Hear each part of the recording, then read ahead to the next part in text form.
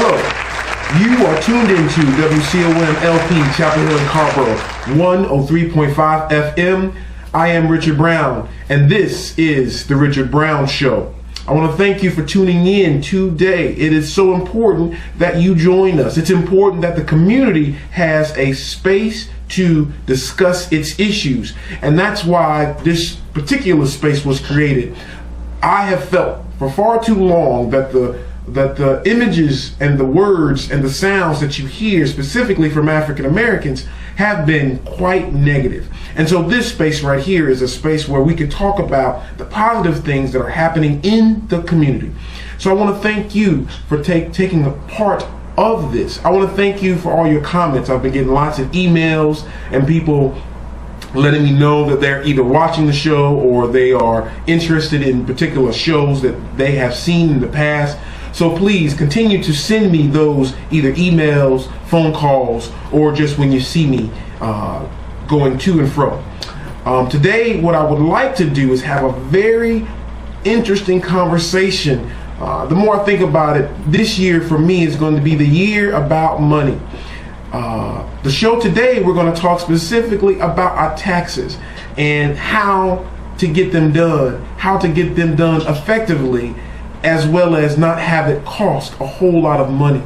And so my guest is going to share her expert information with you, and I want to thank her for coming on the show today. Thank you for coming on the show again. Thank you for having me, as always. Yeah, we normally do this yearly thing where we're talking about what's going on with our taxes. Why don't you share with the audience your name and then the organization that you work with, and we'll get right into the questions. Okay. Well, good morning again. My name is Tiki Windley. I'm a program manager for a nonprofit in Chapel Hill called MDC. It's a 40-year-old organization that was founded upon the principle of helping those that were most economically and socially depressed, those that were most deprived in society. So let's talk about what that means.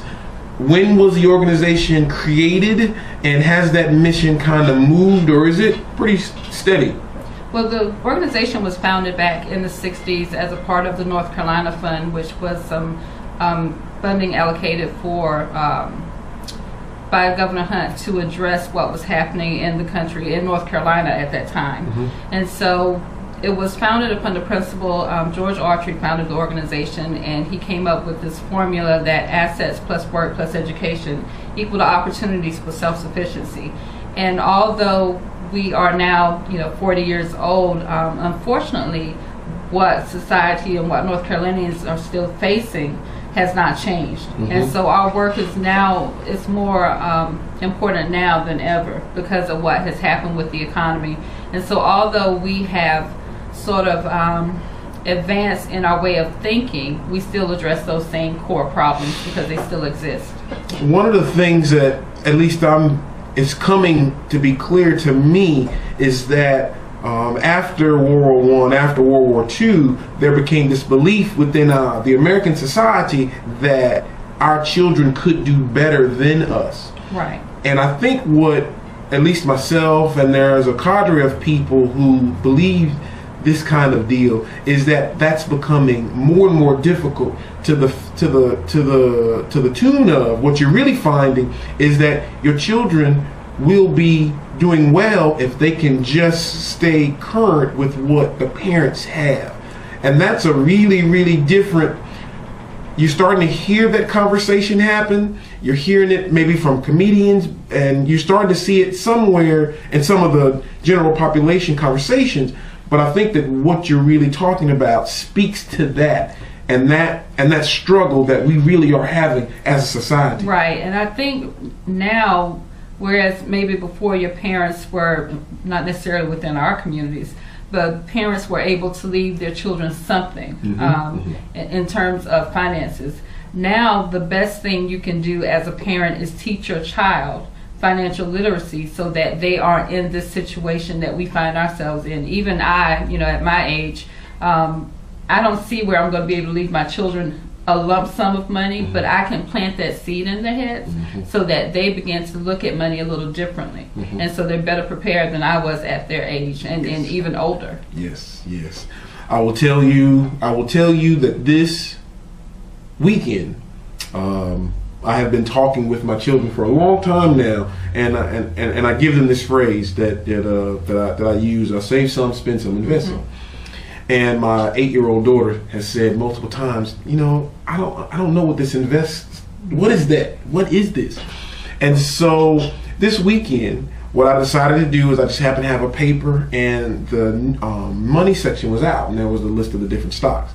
So what I did this weekend is I explained what this page was and what was happening on the page, and I had her pick out a stock. So my 8-year-old daughter is now tracking Walt Disney. That's what she wanted to. So, every morning she's supposed to, get on the Wii. I think that's great. Track it. And for me, it's going to become a piece that I really start to build. So you understand, this stock actually moves. You understand, when should you actually buy the stock? This was something that was not given to me. Exactly. However, it is something that I can give to my children. Right. I'm with you. I do not know if it's going to be this big fat lump sum that I'm going to be able to transfer, after you pay taxes and such, from myself and my wife to our children.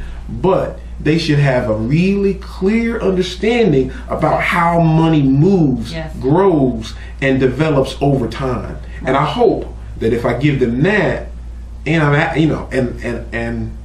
somewhere or another be able to squirrel away just a little bit, then they can be positioned to really, really take advantage of that. But I think the financial education that you're teaching her is so much more valuable, because even if you are able to leave her a lump sum of money, if she doesn't have the literacy or the financial education to really take care of that money, it's going to be gone before she knows it, and then it's just really defeating the purpose.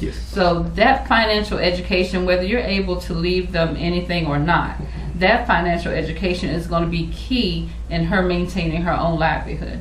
I understand, and I agree with you, and so now let's talk a little bit about MDC and what the pieces are. We kind of talked about the kind of philosophy and talked about the history. Talk about how you all go about your business. How do you operationalize that to kind of help the community become self-sufficient? Okay. Well, we have 3 strands of work. We have the assets, the education, and then the workforce development. And I work within the assets strand of the work. And within that, we teach, we work with organizations that are on the ground, and they actually address the issues that their clients need to have addressed the most, which most times are financial literacy and some form of asset building. I don't like to say asset building. I like to say wealth creation, because I think people, what's the difference in your mind? In my mind, most low-income individuals don't know what assets are. But if you tell someone wealth, everyone can identify with that. Wealth creation is you trying to create your own wealth. Asset building, although many of us do have some form of assets, we don't necessarily identify them or associate them with the term assets. So I like to use wealth creation, depending upon the audience that I'm speaking with. But we also try to introduce wealth creation in terms of individual development accounts, which are match savings programs.